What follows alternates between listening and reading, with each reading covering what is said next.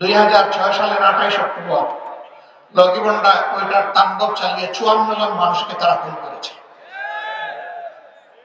রাজধানীর পল্টন ময়দানে 6 জন মানুষকে খুন করে স্পষ্ট দিবালোকে তাদের লাশের উপর দাঁড়িয়ে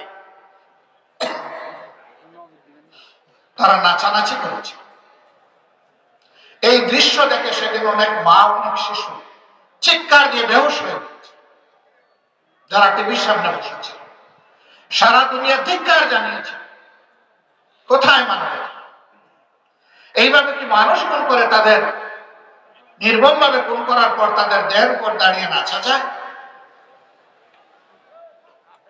এরপরে তারা অশান্তি বিশৃঙ্খলা সৃষ্টি করে প্রথম কেয়ারটেকার সরকারকে ব্যর্থ করে দিল।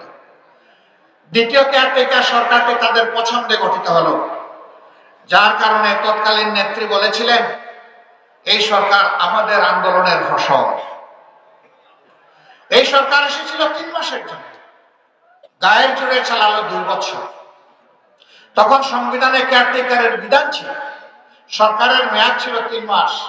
এর ভিতরে একটা নির্বাচন দিয়ে সরকার চলে যাবে, নির্বাচিত জনপ্রতিনিধিদের হাতে ক্ষমতা তুলে দেবে। তারা চালালেন 2 বছর। খায়েশ জাগলো তারা রাজনীতি করবেন, দল গঠন করবেন, দেশ শাসন করবেন। সেনাপ্রধান সোনার বাংলার সোনারগাঁও হোটেলের বলরুমে ইন্টেলেকচুয়াল একটা কনফারেন্স আহ্বান করলেন। সেখানে তিনি নতুন বাংলাদেশের নতুন গণতন্ত্র উপস্থাপন করলেন। তার এই পচা মাল কেউ খায় নাই। পরে বুঝতে পারলেন তারা দুর্নীতির বিরুদ্ধে জিহাদ করার ঘোষণা দিয়ে এসে দুর্নীতিতে যেভাবে ডুবে গিয়েছেন, জনগণ তাদেরকে আর ক্ষমা করবে না। এই জন্য ক্ষমতা থেকে পালানোর জন্য সেফ এক্সিট, নিরাপদ প্রস্থান তারা খুঁজতে থাকলেন। তারা বিভিন্ন জায়গায় নেতা নেত্রীদের ধর্ণা দিলেন। কেবলমাত্র একজন নেত্রী বললেন তোমরা 2 বছর কি করেছো এই প্রশ্ন আমি করব না, শুধু আমাকে ক্ষমতায় বসায় দেওয়ার ব্যবস্থা করো। তার সাথে বোঝাপড়া হলো, পাকাপোক্ত বোঝাপড়ার মাধ্যমে তাকে ক্ষমতায় আনা হলো। হ্যাঁ, তিনি এই সমস্ত দেশদ্রোহীদেরকে পরবর্তী পর্যায়ে নিরাপদে দেশ ছাড়া পালিয়ে যাওয়ার তৌফিক দিয়েছিলেন, সুযোগ করে দিয়েছিলেন। তারা কেউ এখন দেশে নাই, এই সাহস নাই তাদের দেশে থাকে। তারা 2008 সালের 29শে ডিসেম্বর নির্বাচন হওয়ার পরে 2009 সালের 7 জানুয়ারি আওয়ামী লীগ সরকার গঠন করার আগেই দেশ ছেড়ে পালিয়ে গিয়েছে। মহিষা নাই, ফকর সাহেব। সম্মানিত ভাইরা, দেশের মানুষকে যারা জুলুম অত্যাচার করে, মানুষ তাদেরকে ঘৃণা করে। অতএব তাদের ক্ষমতা যখন শেষ হয়ে যায়, তখন ঘৃণার আগুনে জ্বলার ভয়েই তারা দেশ ছেড়ে পালায়।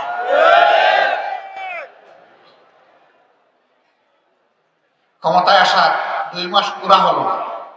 25 এবং 26শে ফেব্রুয়ারি ঢাকার পিলখানায় আমাদের সেনাবাহিনীর 57 জন চৌকস দেশপ্রেমিক কমিটেড সেনা অফিসারকে তারা খুন করবে, পরিবারের সদস্যদেরকেও খুন করবে। নির্মমভাবে তাদের লাশগুলা খুন করে ব্রেনের পানিতে ভাসিয়ে দেয়। সন্ধ্যার পরে আলো নিভিয়ে খুনিদেরকে নিরাপদে পালিয়ে যাওয়ার সুযোগ সৃষ্টি করে দেওয়া হবে। কিন্তু ব্লেম শুরু হয়ে গেল বিরোধী দলের। এই ঘটনাকে কেন্দ্র করে 2টা তদন্ত কমিটি গঠন করা হয়েছিল। একটা তদন্ত কমিটির রিপোর্টও আলোর মুখ দেখে নাই। কেন দেখে নাই? দেখে নাই এই কারণে যে ওই তদন্ত কমিটির রিপোর্টে বের হয়ে যাবে ঠাকুর করে তুমি কে কলা চুর বলবে, আমি কলা চুরি করি না, খাই না। এই দুষ্কর্ম করেছিল তৎকালীন সরকার। এই জন্য তাদের দিকে তীর পড়বে এই ভয়ে তারা কিন্তু রিপোর্টগুলো পেশ করে নাই, জনগণকে জানতে দেয় নাই। ইতিমধ্যে বিডিআর ধ্বংস হয়ে গেল, নামটা নিশ্চিহ্ন হয়ে গেল, একটা গর্বের বাহিনী। তাদের ড্রেস পরিবর্তন হল, নামও পরিবর্তন। আগে নাম ছিল বিডিআর, এই নামের মধ্যে একটা সৌর্য ছিল, এখন বলেছে বিজিবি, নামটা হচ্ছে সীমান্তের চৌকিদার। এইভাবে বাহিনীটাকে ধ্বংস করা হয়েছে। 17,500 লোককে তারা জেলে নিয়েছে মিডিয়ার, তাদের সকলের চাকরি গিয়েছে, 400-র কাছাকাছি লোক জেলের ভিতরে মারা গিয়েছে, বহু লোক বিনা বিচারে এখনো ঢুকে ঢুকে মৃত্যুর প্রহর গুনছে, আর কিছু লোক বের হয়ে এসেছে। একই সাথে দুইটা বাহিনীকে ক্ষতিগ্রস্ত করা হয়েছে। সেনাবাহিনীর কোমরে আঘাত দিয়ে সেনাবাহিনীকে ক্ষতিগ্রস্ত করা হয়েছে, বিডিআরকে ধ্বংস করা হয়েছে। কেন? এই দুইটি বাহিনী ছিল দেশপ্রেমিক বাহিনী। এরপরের বছরেই তারা আঘাত দিয়েছে জামাত ইসলামের। কেন জামাত ইসলামকে বেছে নিল? জামাত ইসলামী বাংলাদেশের স্বাধীনতার পর থেকে এদেশের পরীক্ষিত একটা দেশপ্রেমিক শক্তি। দেশের স্বার্থ কারো কাছে বিক্রি দিতে কখনো মিনমিন করে নাই, নীরবতা পালন করে, বরঞ্চ সোচ্চার হয়ে বাগের গর্জন করেছে যে আমার দেশের স্বাধীনতা, আমার দেশের স্বার্থ কারো কাছে বিক্রি করব না। এই জন্যে এত ক্ষোভ, সেই নেতৃবৃন্দকে দুনিয়া থেকে বিদায় করা, তাদের সহকর্মীদেরকে খুন করা, তাদের সবগুলো অফিস সিলগালা করে রাখা, তাদের লোগো কেড়ে নেওয়া, তাদের নিবন্ধন বাতিল করা এবং শাসনের শেষ হওয়ার 4 দিন আগে দিশাহারা হয়ে এই দলটাকে নিষিদ্ধ ঘোষণা করা। তারা সব করেছে। তারা আমাদের শত হাজার কর্মীকে খুন করেছেন, হাজার হাজার কর্মীকে তারা পঙ্গু বানিয়েছেন, অসংখ্য কর্মীকে গুম করেছেন। তারা নারীকে খুন করেছেন, তারা পুরুষদেরকে খুন করেছেন, তারা শিশুদেরকে খুন করেছে, তারা বৃদ্ধদেরকে খুন করেছে। এরপরে আরেকটি শক্তিকে তারা বেছে নিল, এই দেশের ধর্মপ্রাণ মুসলমানদের একটা ঐক্যবদ্ধ প্ল্যাটফর্ম হেফাজতে ইসলাম। তাদের কোনো রাজনৈতিক কর্মসূচি নাই, তারা দেশের স্বার্থে দিনের স্বার্থে কথা বলে। এইটুকু সরকার সহ্য করতে নারাজ ছিল। এই জন্য 13 সালের 5ই মে আমরা তখন জেল থেকে আমরা এই দৃশ্য দেখেছি। শান্তিপূর্ণভাবে লোকগুলা এসেছিল, নিজেরা পরিকল্পিতভাবে অশান্তি সৃষ্টি করে তাদের উপর ক্র্যাকডাউনের প্লট তৈরি করলো। কতগুলা লোককে যে হত্যা করলো আল্লাহ ছাড়া কেউ জানে না, কারণ লাশগুলা তুলে নিয়ে কোথায় গায়েব করেছে কেউ জানে। কিন্তু একজন প্রধানমন্ত্রী মা ছিল, বৈধ অবৈধ যেভাবে হোক তিনি নির্বাচিত হয়ে ক্ষমতায় ছিলেন। তিনি শেষ পর্যন্ত উপহাস করে, এই জীবন, এই রক্তের প্রতি উপহাস করে বললেন, শাপলা চত্বরে কোনো রক্ত ঝরে নাই, ওগুলা ছিল রং ছিটা। মানবতার প্রতি কত বড় অপমান, কত বড় উপহাস। তার আরেক মন্ত্রী, একসময় তিনি কৃষি মন্ত্রী ছিলেন, খাদ্যমন্ত্রীও ছিলেন, ডক্টর আব্দুর রাজ্জাক সাহেব, তিনি বললেন, এবারকার ছাত্রদেরকে হুঁশিয়ারি উচ্চারণ করে 24-এ বলেছিলেন, বাড়াবাড়ি করবা না, বাড়াবাড়ি করলে শাপলা চত্বরের ভাগ্য বরণ করতে হবে। রাত 12টার পর সব কিছু আমরা সাফ করে দিয়েছি। এরকম উপহাস করেন বলে নাই? তিনি আত্মস্বীকৃত খুনি, তিনি স্বীকার করলেন তিনি মানুষ খুন করেছিলেন, তার দল, তার নেত্রী মানুষ খুন করেছিল। কি অপরাধ ছিল এই সমস্ত আলিম উলামা, কোরআন এবং হাদিসের উস্তাদদের, এই সমস্ত হুফাজে কেরামদের, এই সমস্ত আইতামদের কি অপরাধ তাদের ছিল? তারা শুধু ন্যায় এবং সত্যের পক্ষে দাঁড়িয়ে আওয়াজ তুলেছিল, অন্যায় এবং অসত্যের বিনাশ চাই, সত্য এবং ন্যায়ের বিকাশ চাই। আর তো তারা কিছু বলেনি। এটা তারা তো বলেনি যে তোমাদের গদি আমাদেরকে দিয়ে দাও, কিন্তু না, তাদেরকে সহ্য করা হলো না। পুরা 15.5 বছর তাদের ক্ষমতার শেষ দিন পর্যন্ত তাদের হাত এই দেশের মানুষের রক্তে ভেজা। তাদের আমলে 3টা নির্বাচন হয়েছে, 14 সালের নির্বাচন, 18 সালের নির্বাচন, 24 সালের নির্বাচন। তারা সুযোগ পেয়েছিল জাতিকে সত্যিকারের নির্বাচন উপহার দেওয়া, কিন্তু না, তা করে না। 14 সালে 154 জন 300 জনের মধ্যে বিনা প্রতিদ্বন্দ্বিতায় পাস। বাংলাদেশে দল এবং প্রার্থীর কড়া দেখা দিয়েছে যে কেউ দাঁড়ালো না, কারণ সেই নির্বাচনটা জনগণ ঘৃণা করে প্রত্যাখ্যান করেছিল। এখানেই বলা হয়েছে এই গাইবান্ধার 2টি জেলায় একটি ভোটও পড়ে নাই। সেই নির্বাচনটা জনগণের দ্বারা প্রত্যাখ্যাত একটা ঘৃণিত নির্বাচন ছিল। 18 সালে তারা কথা দিল, স্বয়ং তৎকালীন প্রধানমন্ত্রী কথা দিলেন, আমি অমুকের মেয়ে, আমি কথা দিয়ে কথা রাখি, আমার উপরে আস্থা রাখেন।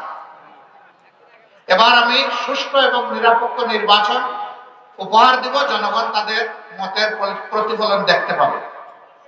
মাশাআল্লাহ, সবাই তার উপরে একটু আস্থা রাখলো, দেখি উনি কি করে, একটু পরীক্ষা করে লিটমাস পেপার দিয়ে।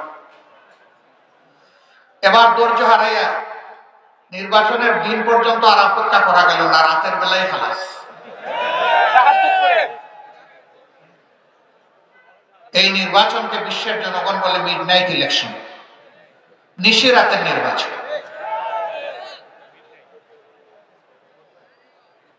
আমিও আমাদের দলের পক্ষ থেকে একটা জায়গায় একজন প্রার্থী ছিলাম,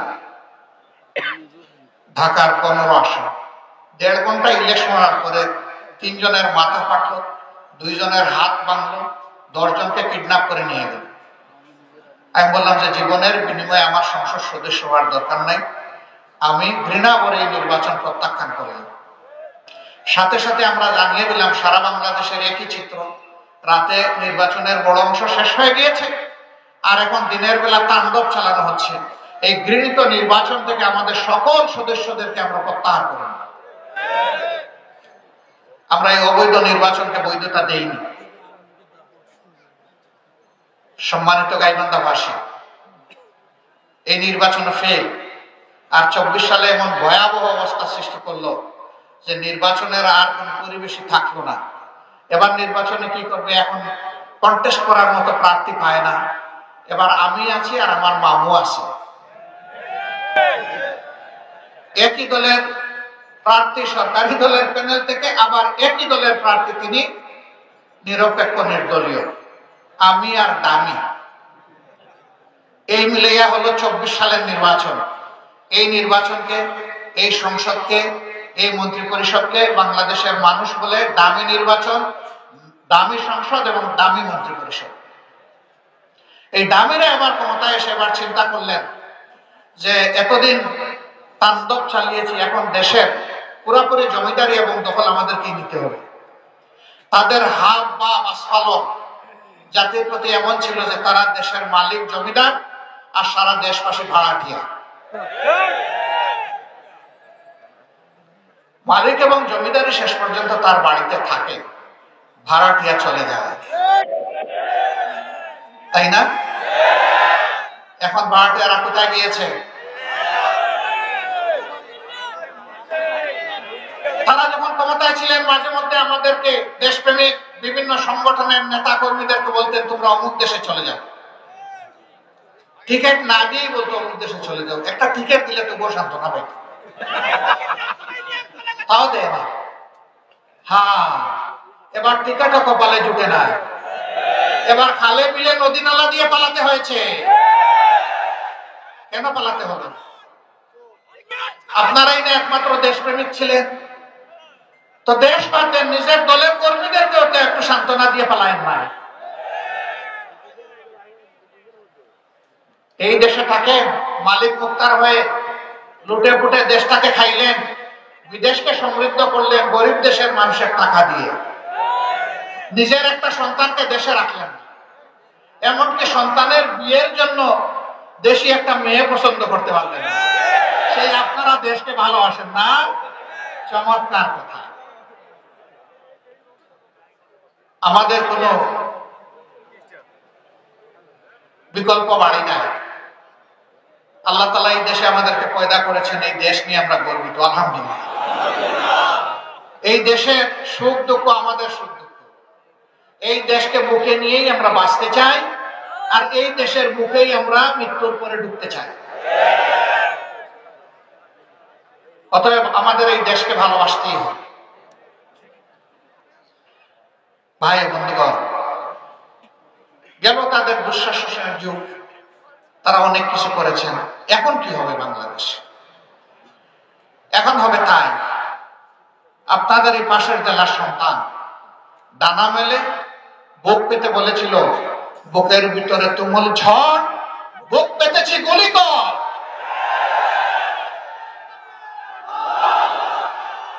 এরা স্লোগান দিয়েছিল, আবু সাইদরা স্লোগান দিয়েছিল, উই ওয়ান্ট জাস্টিস। আমরা একটা বৈষম্যহীন সমাজ চাই, আমরা একটা মানবিক সমাজ চাই, আমরা একটা গর্বের বাংলাদেশ চাই, আমরা একটা অহংকারের বাংলাদেশ চাই। এই বাংলাদেশ গড়া হবে শহীদদের রক্তের প্রতি সম্মান দেখানোর বাস্তব নমুনা ইনশাআল্লাহ।